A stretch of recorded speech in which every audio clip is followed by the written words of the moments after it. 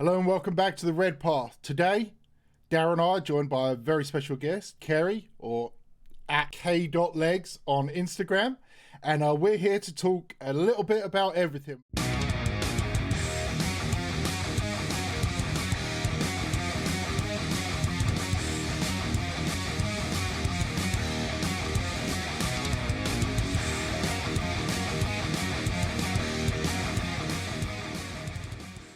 So Kerry, great to have you here with us. I'd like to ask you, tell us a little bit about your hobby background. What got you into 40K? Like, what's your origin story as such? Okay, well, first, thank you so much for having me. It's an absolute pleasure to be here and talk hobby with you guys. I started dabbling with Warhammer 40K maybe about 3 years ago now. Okay. I saw a model and I was like, oh, I'd really like to paint one of those guys. So I picked up a model, which I think my first model was, my first unit was Demonets, but I think the first ever model I saw was a Space Marine. I was like, what's this guy all about? And then swiftly moved on to Demonets because they just look cool. And I was like, they've got really cool clothes. I'm going to have fun painting them. So yeah, I picked it up and started painting. Fast forward maybe a couple of months, and I was like, maybe I should really learn about what these guys are, what they do. Little did I know when I decided that I would open an absolute wormhole. Yeah. Right? So did you not know that it was like part of a game? It was purely about the hobby for you at first? Yeah, so I knew there was like the game side of it, but I had no idea like what the rules were. I had no idea what a faction was. Like, what's a faction? Right. And yeah, I had absolutely no idea. It was mainly just for painting and to keep me occupied. And then I have a local Games Workshop store near me in the northeast of England, and I went past there one day and I was having a little look in, and there was a guy in the back. I keep saying this. There was a guy at the back, and he was so enthusiastic about what he was doing. He was like hoying dice all over the place, and I was like, "What is this guy doing? I want a piece of this. I want to get involved with that."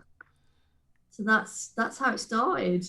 That's it's like the origin story, right? Like the superhero origin story of all like everyone who comes into this hobby is always there's always a common trend. It feels like to me, whether we go into a store or we a friend introduces something, but there's that thing and we see it and it's like that's cool. That just it's got that kind of aesthetic to it, right? Like. So a Space Marine was the first one you saw, but you gravitated towards the Demonets, like Slaanesh demons or whatever. That's cool. That's an interesting kind of. Was that your first army that you actually? Because it was my first, and still is an army that I run to this day. It is a passion project, but equally it is my full-time army list that has got quite a bit of meta involved, and there's quite a good bit of synergy in there that I'm obsessed with. So yeah, I think the Slaanesh demons, especially, like when they work together, it feels really cool on the tabletop. Like they have a lot of varying interactions and stuff. Like I like to run them myself as well, and it's just so cool because they have there's like a lot of difference within them, but it kind of comes together in a nice like ball. Yeah, I think they're a really cool army to get, and I mean it's a really good time to get them now because their latest models that have been released are so cool. I'm like really into them. Yeah, they're really good, and I get really excited about the Slaanesh and Chaos side of things as well. Like I love anything magical and all the fantasy type thing that goes behind them. I think they're really cool looking models as well. Like I really enjoyed it. I tried I said try being the operative word right there. I tried playing a sisters army right recently, and I was like, what is all this shooting? Like what? Yes. Because with my armies, like I know I'm going off on a tangent about my army list, but yeah, it's pretty much purely melee and psychic. So I would just had no idea what to do with the shooting. It was weird. You're talking to a couple World Eaters players. We understand this. Charge phase, fight phase. We don't even do the psychic nonsense. We're just get in there and stab it, you know. All right, so obviously you've got quite a presence on Instagram, right?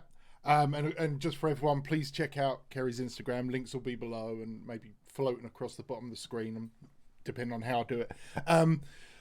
Tell us about the Road to series, right? Like your it's kind of like your flagship thing. I mean, you're always posting hobby work and stuff like that, and roller skates and things like that. And but tell us about that. Tell us about kind of why you started to be an Instagram, to show your hobby and your journey and all that stuff on Instagram, right? What got you into that? And tell us more about the Road to series as well, for sure. Yeah, so I've always, if I go back, I mean, I'm going back quite a while now, but if you go back, say, 10 years, I have always loved taking photographs, and I've always loved documenting things that I do, so I can look back on memories and have a look at them. And I've gravitated towards doing that on my Instagram account because it's nice to just be able to have a flick through every now and again and be like, oh yeah, that was a really cool thing that I did, or yeah, this was a great memory and adventure I went on. So that's where I first started doing Instagram.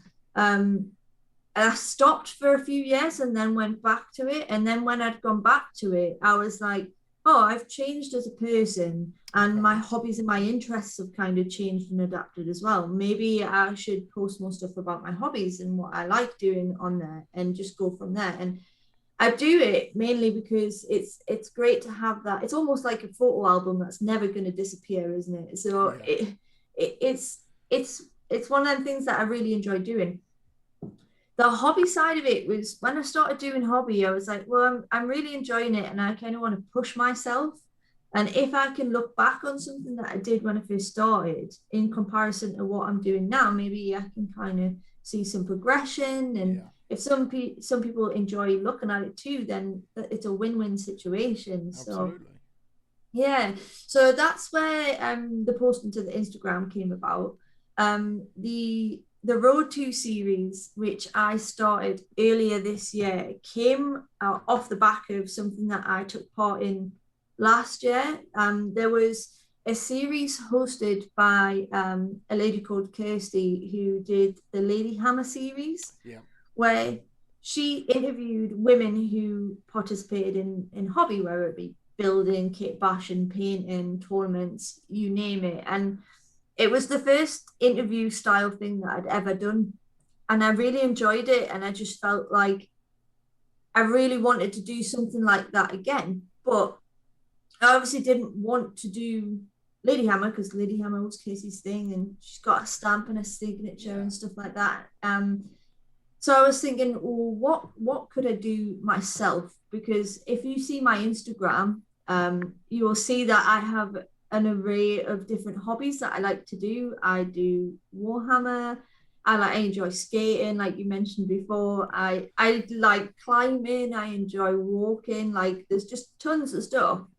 And it's nice to have conversations with people about all their different hobbies and interests, because I think I didn't realize how much in common I had with people who were into one particular hobby that also had a lot of different interests as well in other hobbies.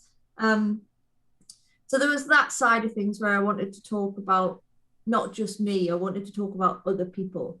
And then there was the aspect where it was International Women's Day this year.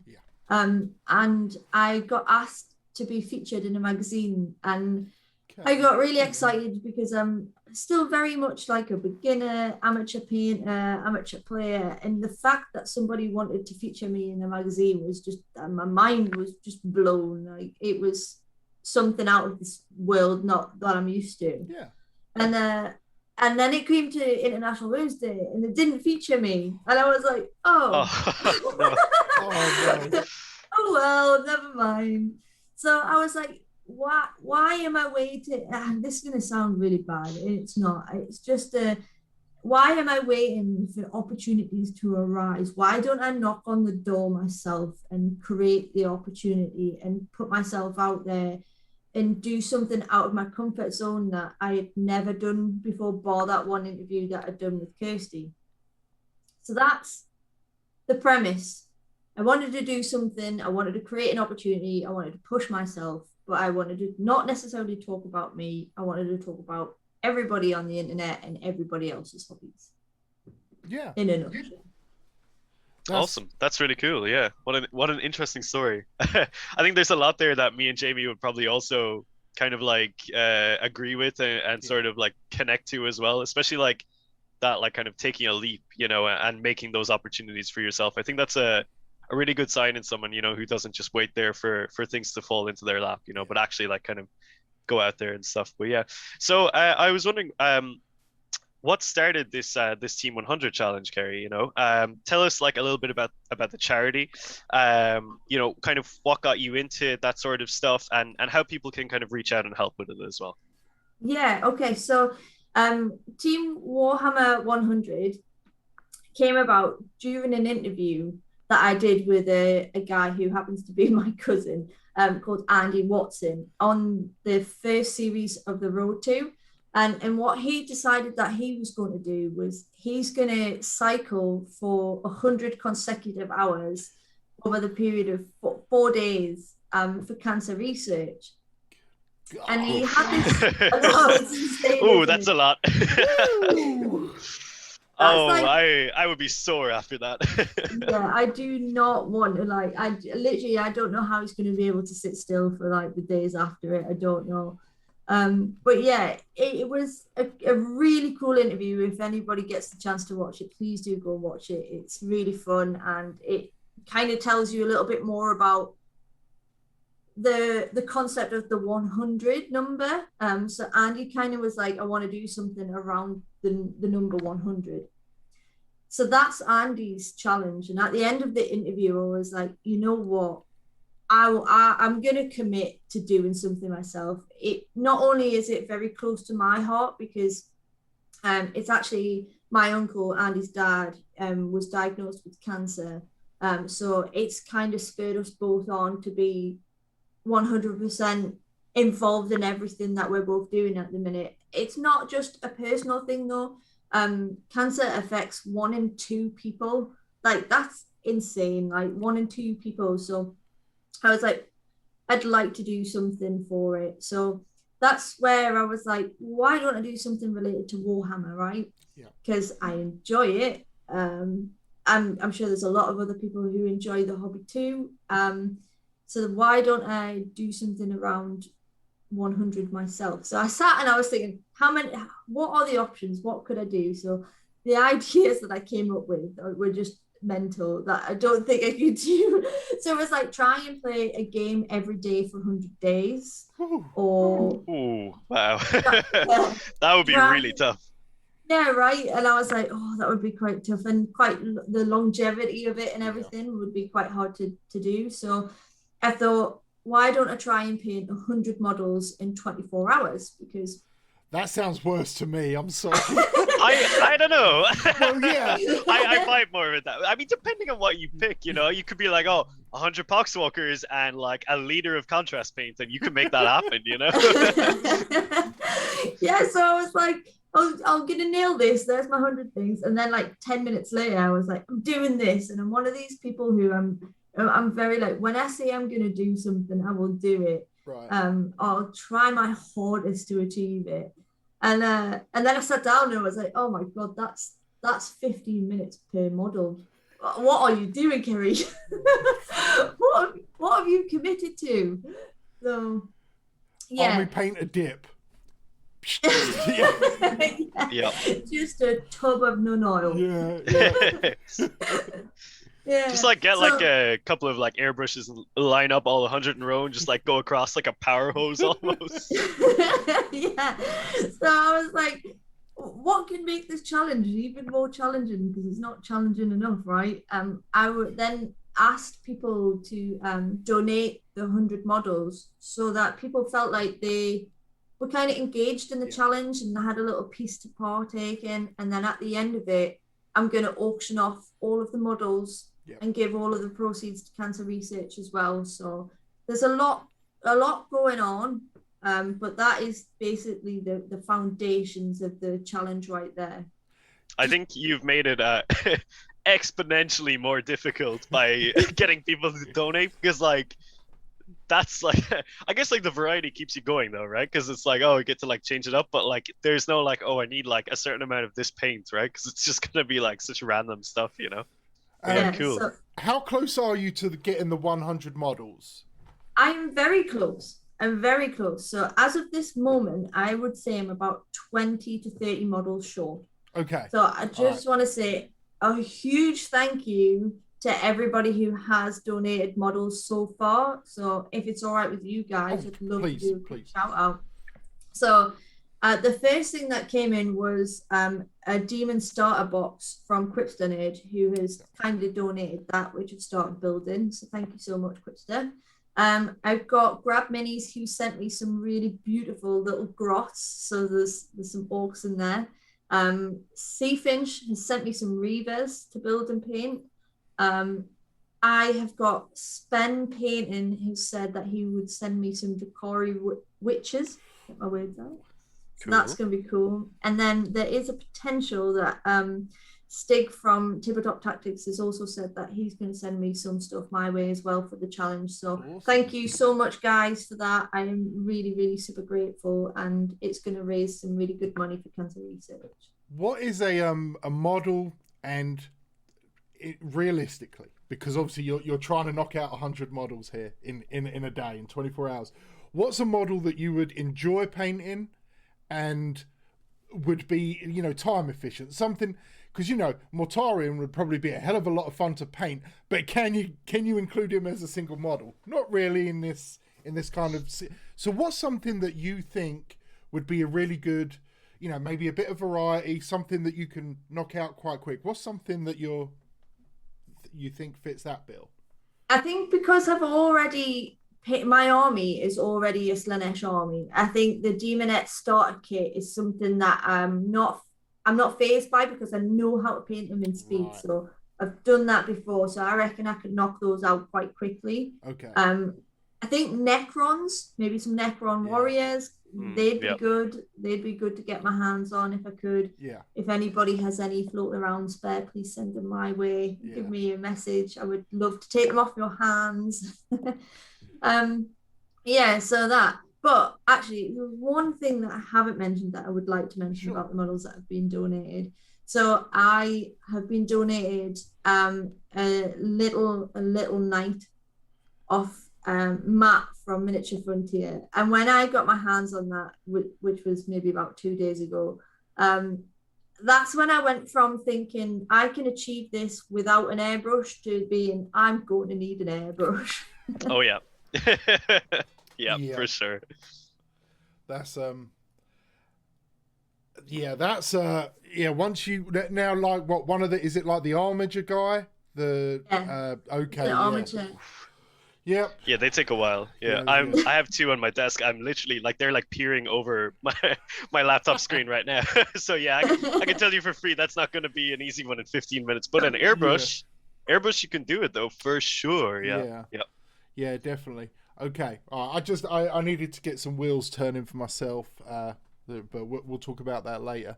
Okay, so that's that challenge, Kerry, absolutely terrifies me, and all credit to you, but if I could get 100 models painted in a year, it'd be an achievement for me, let alone in a bloody day. My God. Woo! But just want to remind everyone, please remember, check out the links below. Go give Kerry a follow, and please consider supporting the Team Warhammer 100, right? I'm putting that in the right order. Okay. Team Warhammer 100. You're going to be doing basically like a kind of like, is it like a set of live streams on the day? Like a kind of hype train kind of thing going on? How's that working? Okay, so as it stands, the logistics for it is we're going to have a 24-hour live stream. Yeah. which is going to be hosted by the guys at Miniature Frontier. So they have a Twitch, which we're going to be streaming, which is going to have me painting on it all throughout the 24 hours. It's also going to have an array of guests that are coming on who are going to join the stream on Twitch with us throughout. So there's an incredible lineup so far. I haven't announced it on Instagram, but by the time this goes out, it will be live. So I'm more than happy to divulge that information. Go for it. So we have on the Friday, just to begin with, we have Steak from Tabletop Tactics joining us. Good lad. Yeah, and we also have Quipster Nerd. We've got Awesome. Wolfie Paints from Loaded Bolter joining us. We also have Jake from Vanguard Tactics joining us on Friday night to start things off. I also have Andy, who is basically the instigator, shall I say, of this, who is the person who gave me the idea to start something around 100. So he's going to be there too. On the Saturday, well, we're going to go all the way through, through the night. We're going to speak to some lovely guys over in your neck of the woods throughout the evening. I also have Erin, Lady Wargamer on. Oh, yep. We got OG Studio Works, OG Paintworks. Sorry, apologies if I pronounced that incorrectly. We also have, so we've got an amazing lineup coming as well, but I can't do this without mentioning the guys at Miniature Frontier who are going to be joining me, like literally through the whole lot. Matt is basically one of the guys from Miniature Frontier, along with John, other Matt, and Owen, who are going to be there throughout the 24 hours. Yeah. There's also a team, so this is where it gets even more complex, right? So why not? It's like Inception. It's like stream Inception. So there's a team of people who found out what I was doing and were like, can we join in too? How can we help support you? So there's an array of people. There's probably about 10 people so far who are also going to try and attempt to paint 100 models throughout the evening as well, so that we can dip in and out and just say hi to those guys who are painting to keep us motivated and stuff. So yeah, there's people painting, there's guests, there's giveaways throughout. There's just a whole shebang of 24 hours streaming. It's going to be really fun. That sounds like a really awesome event, to be honest. How are you gearing up, I suppose, like to, get through the 24 hours? If you get me, like, do you have like a plan, like in terms of like, food, in terms of drinks, like coffee, like what's like, have you thought about that at all? Or are you just going to kind of like go into it and see how it goes? Charge phase, just go for it. Yeah, just going to wing it. I've actually I've thought about it on the run up to the event the week before. I've got the whole week off, so I'm gonna change my sleeping patterns the week before so that I can sleep through the day on the Friday to some degree if I can, although I'll probably be very excited. Then on the Friday evening, I'm just going to go through as if it was like a normal day, drink plenty of water, make sure I've got a regular diet, like eat lots of healthy food, and also have like lots of sugary treats, I guess, to keep me going.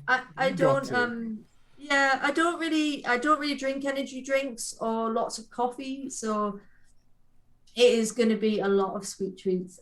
I'm not endorsed. This is not an ad. I'm obsessed with Malamarsh, which you can see the boxes in the background here. Rob Harbison sent me these as a gift to say thank you and congratulations for the success of the Road to the first series. And he's going to be painting 100 models as well through the night. So yeah, he's sent me boxes of the stuff so that I can stay all sugared up. Yeah. Ready for any eventuality, Yeah, that's awesome. We obviously we've chatted a couple of times, and I'm in your Team 100 or Team Warhammer 100 Discord there, and I really wish, because obviously you both know my hope to be able to support you, and I'm still hoping it can be done, because we're going to support you however we can anyway. It's just trying to we're running out of time apparently. We've got 10 minutes at the moment. We're going to be supporting you however we can, but I obviously had a bit of a crazy idea to try and help, and I'm hoping I can pull that off for you. I really want to be able to do that. Okay, welcome back everyone. Sorry about the little break. I'm just a cheapskate that doesn't pay for Zoom, so we have to drop out after half an hour. So Kerry, want to move on a little bit here, and I know you recently went to a tournament, kind of followed your progress there on Instagram a little bit in the wonderful city of Liverpool, correct? I absolutely love Liverpool. Been there several times back when I lived in the UK. I'm a Liverpool supporter, so of course I've been there. Been to Anfield a few times. How first of all, how was that event, that tournament, and then just kind of tell us a bit about your involvement in the competitive 40k scene, right? Yeah. So I went to Liverpool. I went and played in a tournament at Crit Hit Game Hub, Critical Hit. And it was something that was sent to me via somebody online, and they were like, actually, it was Maya Rose. I will do a little shout out to Maya Rose, because she always sends me links to really cool events and stuff like that. And I thought, why not? Why not go to Liverpool? Why not go on an adventure and try somewhere different? So myself and my partner, Ginger of Chaos, who came along with me, he's also involved in the competitive scene. Right. So we went down together on the Friday and had a little mooch around the city, and we checked out Crit Hit the day before just to see where it was. And if I'm honest, we wanted to have a little look at the shop because there's a shop attached, and we were like, oh, okay, let's scout out what other hobby shops look like in different cities, and it's an excuse to go shopping, right? So we went and we were quite happy with what we found in terms of the fact that it felt like it was catered for a lot of different needs. There was a lot of stuff in the shop in terms of like Yu-Gi-Oh! There was Magic the Gathering stuff. There was a load of different hobby store stuff. So we did that. We sussed out location, and we went to a place called Just Play. And that was just an absolute feast of hobby stuff. But they also do like gaming stuff. So definitely recommend anybody checking out those two places for hobby soul stuff and game stuff. So we went back on the Sunday for the actual event, and it was fun. It was a really good event. It was really nice to meet new people and to have a few games against different opponents. Yeah. That you would normally get in your area. It is nice to see other army lists. So yeah, it was good. I would definitely recommend anybody checking it out if they want to go along to Liverpool and check out a nice place to play. When you play like in your local area, whether with your partner or friends, how your local game store, however you do it, do you tend to play more competitively, or are you a bit more like, let's just play a kind of like a beer and pretzels type, friendly game, or, a little bit of both, narrative games? Like, how do you normally play your games like that? Okay, so I am able to play luckily at a place called Battle Bunker in the northeast. And that is a really cool place to play games. And I do practice games like with friends and my partner every time we can, basically, regularly on a weekend mainly. So those are kind of like my practice games. That's when I decided that I wanted to try and play in a tournament, because everybody else was, and it sounded really fun. And there was absolutely loads of camaraderie beforehand. Like, everybody getting really excited for the lists coming out. Everybody discussing what secondaries they wanted to play against. And I was like, it's the same situation with when I first started and I walked past that game store and I saw the guy having so much fun. I saw everybody having lots of fun, and I was just like, I want to join in, basically. The atmosphere is like pretty special, right? It's like that, like there is like something about the tournament, like, I don't know, like the zone, like the sphere of the tournament. Like when you step into it, it's just like, I think you really, really said it well when you said it's like stepping into the hobby shop for the first time. Like when you step into your first tournament, it's like that again. You get to like experience it all over again, but in a different kind of mindset, Yeah, and I am very much a people person. I really enjoy meeting new people and just having cool games. So yeah, I would like to think that to some degree my list is a competitive list, but whenever I go to play it, really I'm there for the meeting the people and having the fun. Yeah, I'm still very much an amateur beginner. So I would say I am always at the lower tables, but I am chasing those mid tables. I am chasing them. Was it a 3-game event or a 5-game event? The one at Crit Hit was a 3-day event, and the ones at Battle Bunker are three games for the day. Right. Okay. Yeah, they're quite cool games. I'm on a losing streak at the minute. I'm not gonna lie, but I feel you.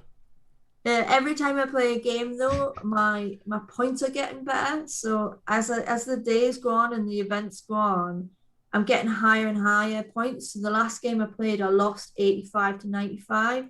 And it was still a lot. Damn, that's a crazy score. Yeah. Was it Dark Angels or something? Yeah, it was. It was Dark Angels. How did I guess that? 95 points? I mean, yeah. He almost tabled me in the first turn because I got second turn and I'm a melee turn. And it was just an array of shooting at me. I'm trying not to swear here, but oh my God, I felt it. Swear if you like, we don't care. I'm trying not to swear out of respect for you, but if you open the floodgates, it's on. But it was shit. Do you run any of the greater demons like Shalaxi Hellbane or any of the big 4-armed ones? Yeah, so at the minute my army list consists of 60 Demonets, 2 sets of 5 Seekers, a set of 3 Fiends, Shalaxi, 2 Keeper of Secrets, and Mortarion. Oh, that's a really cool list. Oh my God. Damn, that's cool. Doesn't Slaanesh get something, Slaanesh Demons, where if a unit dies, you can like pay 1 or 2 CP, 3 CP, and just basically bring it back, like the next turn or something? There's also a thing where if something dies, you can regain wounds. Right. They're quite good in terms of the synergy between them as well. So yeah, there's lots of buffs. You can make them exalted keepers by spending CP. You can make 1 a 4-up in Bun rather than a 5. Yeah. And then there's another one where if you take 2, you have to roll the dice to select the other one, and that's I love that one. Yeah. Every time I roll them and I get Realm Racer, I'm like, let's go. That's like my favorite one to get. I'm like, this is the fastest Keeper of Secrets you have ever seen. But yeah, the exalted ones are cool. It's a dream. Yeah. I think they're like one of the coolest and strongest greater demons as well, you know, like especially when you make them exalted, the Keepers of Secrets are terrifying to go up against, you know. They're just such amazing models as well, you know. That new sculpt is really, really nice, I think. Definitely up there was one of my favorite things that I think I've painted. Oh yeah, for sure. Yeah, that little because obviously you said you're playing Slaanesh Demons, and then you throw in Mortarion at the end. It's like going to the table and like you want some hot pepper on your meal at the restaurant, and you say yes, and okay, that's enough, and then they just empty the whole thing on that spice. Like, I got 3 greater demons, a bunch of demonettes. These are all really solid choices, really good, fast, killy. Oh, and there's Mortarion. Why not?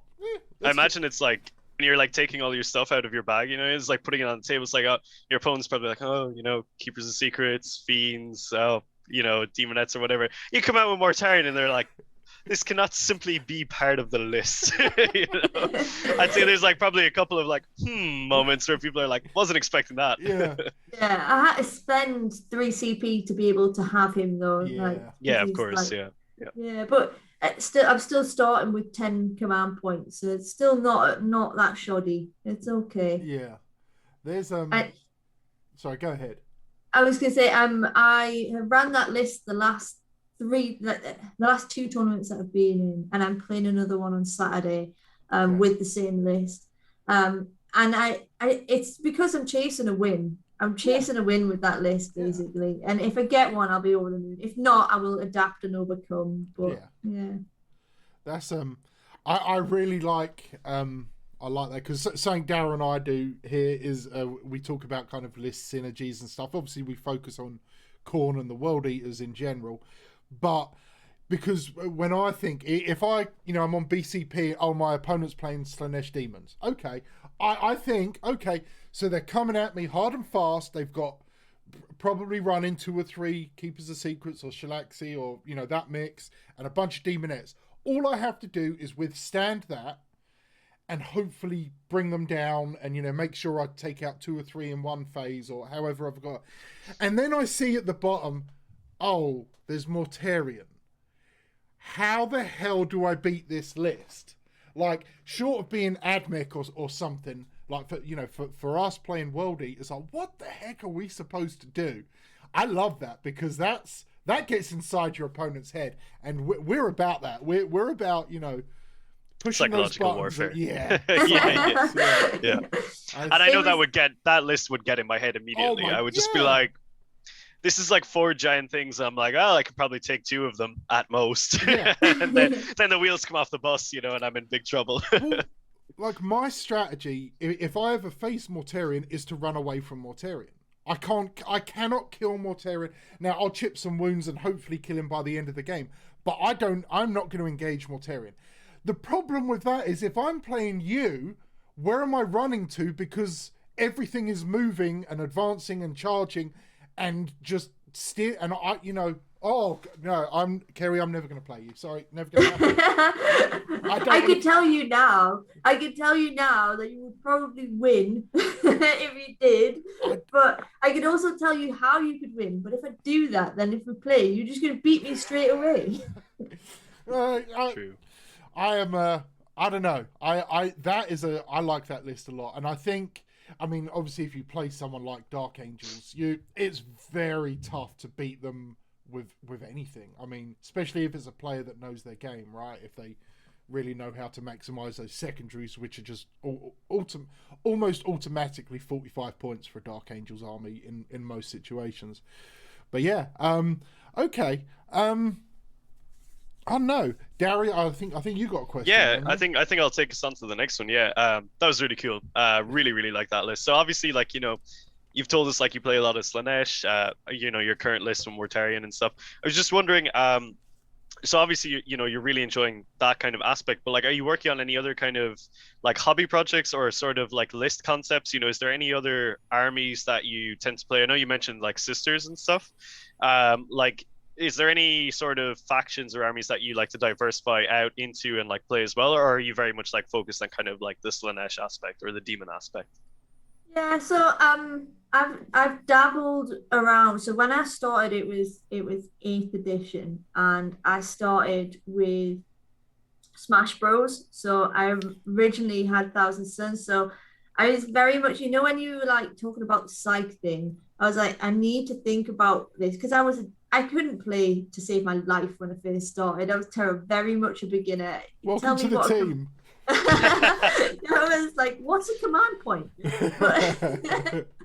But now I'm kind of like diversified a bit and learned my rules and adapted. But it was that psych thing. I was like, I want a list that if I put it on a table, someone's going to go, oh my God, like, I don't want to play this list.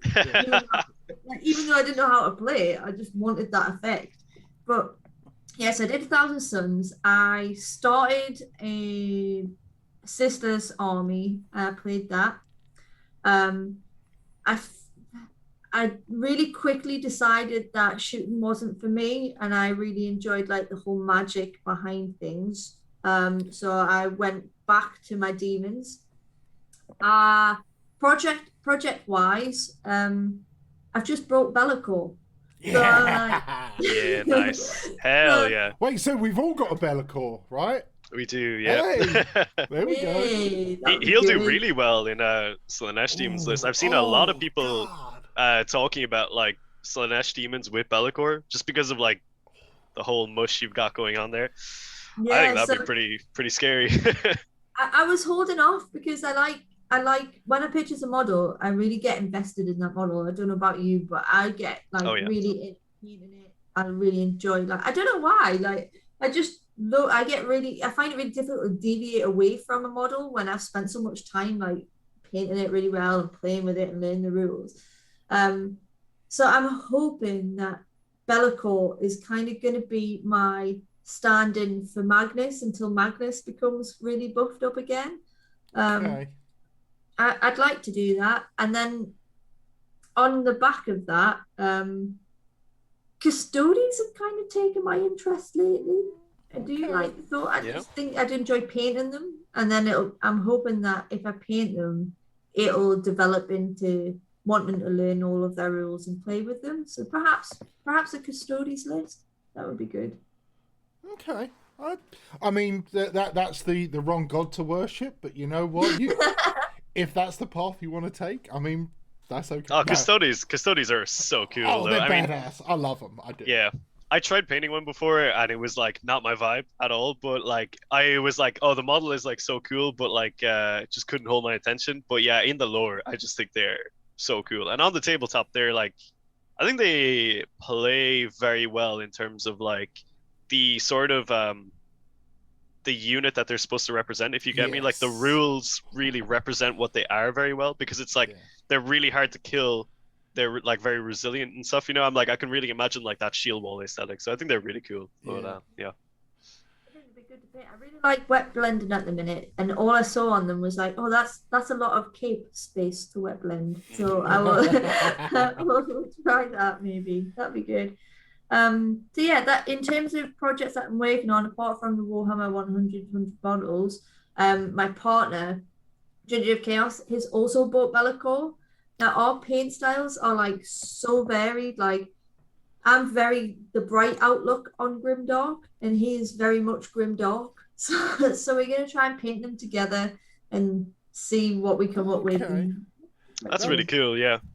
Really, I really think interesting. I think you posted a picture of some of his models the other day, right? Yeah, yeah, I think I probably did. It might have been on my story that I put up. Okay, it's possibly there. I remember seeing, and because I remember, you know, when you went to your tournament, you made a comment about being two gingers in Liverpool or something like that. it made me chuckle. Yeah, the gingers on tour. But yeah, like it's a really awesome sort of story, Kerry. Like, really love what you're doing, especially with the team Warhammer 100. It's something both Dara and I are like we 100% support. Like, we charity and good being good community members, right? Being advocates for the hobby and generally for being good humans. It's something we like to do. It's something part of our kind of channel's message, and it's always really good when we see other people doing this and doing it like I obviously, you know, it seems to be Slaanesh is your chosen god, but I'm gonna say you're doing this in a very World Eaters way. You are just going straight in for the kill. You're just YOLO, whatever. We're going in. We're going for the jugular. And I, you know, mad respect for that, because you know, supporting charities, and I will say when I'd followed you for a while and then saw your, you know, supporting cancer research. That's something, as you said, affects basically half people. And you know, I've got my brother's a survivor, and my dad's currently got cancer. So it's something that's very important to me, and it's important to everyone, no doubt. But on a personal level, it's nice to see someone using their platform, their, you know, their Instagram presence, their social media outreach, however you want to put it, to make our community, Warhammer players, 40k players, come together and do good in the world, right? Make the world better tomorrow than we left it today, and I really appreciate that from you, and big respect for you for it. Thank you. You're gonna make me cry. Honestly, it's just, if I can do something good, and if I can impact somebody's life in a positive way, whether it just be somebody seeing a little bit of the cancer research stuff that we're doing, if anybody can donate or anything like that, it's worth doing. What is 24 hours? Like staying awake for 24 hours. I used to do that when I was younger. Yeah. Like, Right. Yeah. all done it before, haven't we? I'm sure in the past we've all stayed up and watched the whole trilogy of a film, or put Lord of the Rings on for the weekend and not slept, or gone out on a bender. Do you know what I mean? Like, we've done it. So if I can do it now and paint and do some good, then why not? Yeah. 100%. Yeah, totally. Yeah.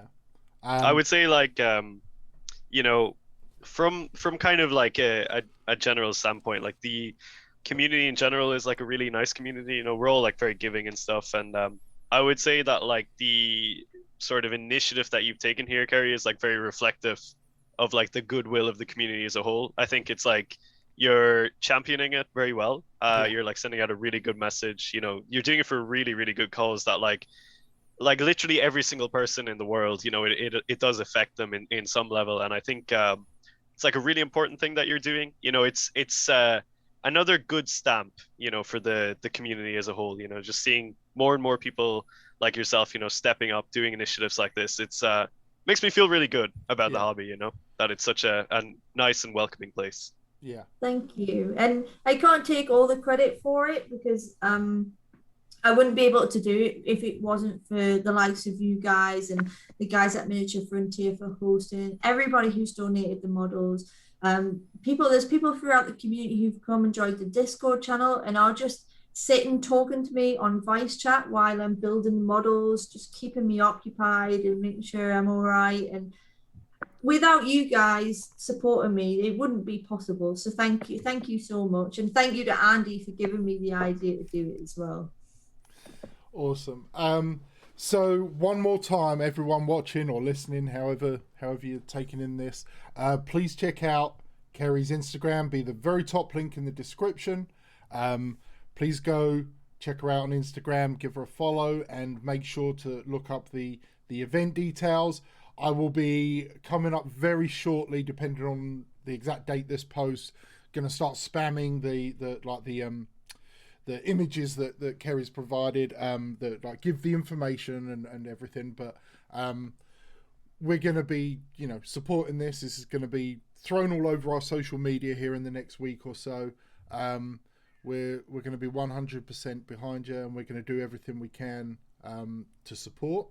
And I really hope all the berserkers who are following us and listening can come and, you know, lend a hand, whether you can donate a little something, donate $1, donate what you pay for your morning coffee. That'd be awesome. If you can come and support during the live stream and you know, give Kerry give her some, you know, words of support, tell her to keep on going. That's always awesome.